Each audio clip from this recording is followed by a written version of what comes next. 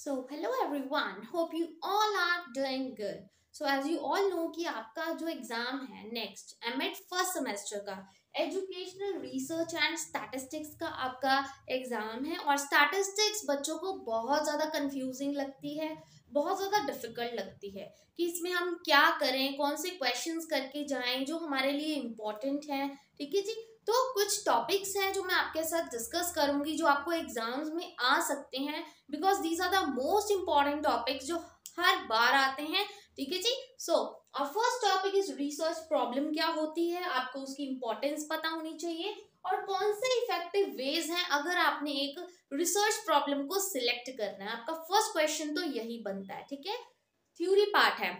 अब जब हम यूनिट 4 और यूनिट 5 जो आपको पेपर में आते हैं ना, पार्ट ए पार्ट बी, फिर part C and part D जो आपको आते हैं। ठीक है, पार्ट सी और डी स्टैटिस्टिक्स में हमेशा मैथमेटिकल होता है।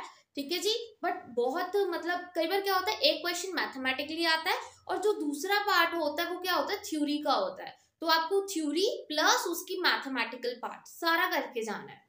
देन कम्स एक्शन और अप्लाइड रिसर्च की सिमिलैरिटीज और डिफरेंस मोस्ट इंपॉर्टेंट है। देन कम सैम्पलिंग क्या होती है, सैम्पलिंग के क्या टेक्निक्स होते हैं, सैम्पलिंग कितनी तरह की होती है, सब कुछ आपको पता होना चाहिए, right. Then types of research hypothesis, research hypothesis कितने टाइप्स की होती है, हाइपोथेसिस क्या होती है, ये सब आपको पता होने चाहिए।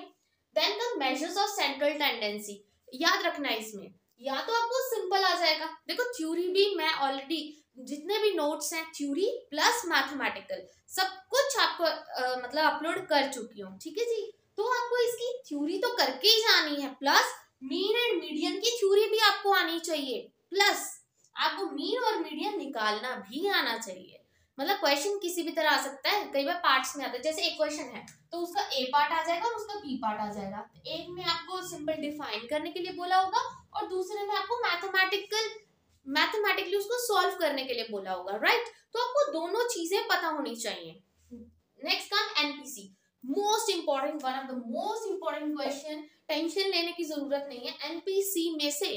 ठीक है जी, हमेशा नॉर्मल प्रोबेबिलिटी कर्व जिसको हम बोलते हैं उसमें से ऑलमोस्ट थ्योरी आती है, बिकॉज जो आपके मैथमेटिकल जब आप करते हो ना वो बहुत डीप चला जाता है प्रोसेस, राइट। तो वो आपको नहीं करवाया जाता, जिस वजह से इसमें से थ्योरी ही आती है जिसमें आपको कैरेक्टरिस्टिक्स आएंगे प्लस एनपीसी के कर्व आएंगे, वो आपको सारा अपलोड कर चुकी हूं मैं।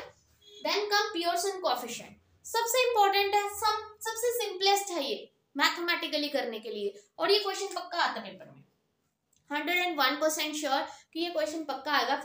पियर्सन कोएफिशिएंट निकालो, और कैसे निकालते हैं वो मैं आपको ऑलरेडी बता चुकी हूँ, तो आप मेरी वो प्रीवियस वीडियोस में जाके प्लेलिस्ट में जाके देख सकते हैं। एमएड फर्स्ट सेमेस्टर की educational research and statistics playlist का नाम है। ठीक है जी। तो उसमें आपको सारे ये टॉपिक्स मिल जाएंगे plus quick revisions, and these are the most important topic जो आपको करके ही जाने हैं, बिकॉज जो स्टैटिस्टिक्स का पेपर होता है ना वो आप सोच भी नहीं सकते कि किस तरह से आ सकता है, वो किसी भी तरह से क्वेश्चन मोल्ड करके डाल सकते हैं। सबसे ज्यादा कहते हैं ना जिसको खतरनाक पेपर है, अनएक्सपेक्टेड पेपर कहते हैं जिसको, बस कुछ भी आ सकता है इस पेपर में। तो ध्यान रखना, ये कुछ इंपॉर्टेंट टॉपिक्स हैं जो आपको आएंगे ही आएंगे, चाहे कैसे भी बन के आए।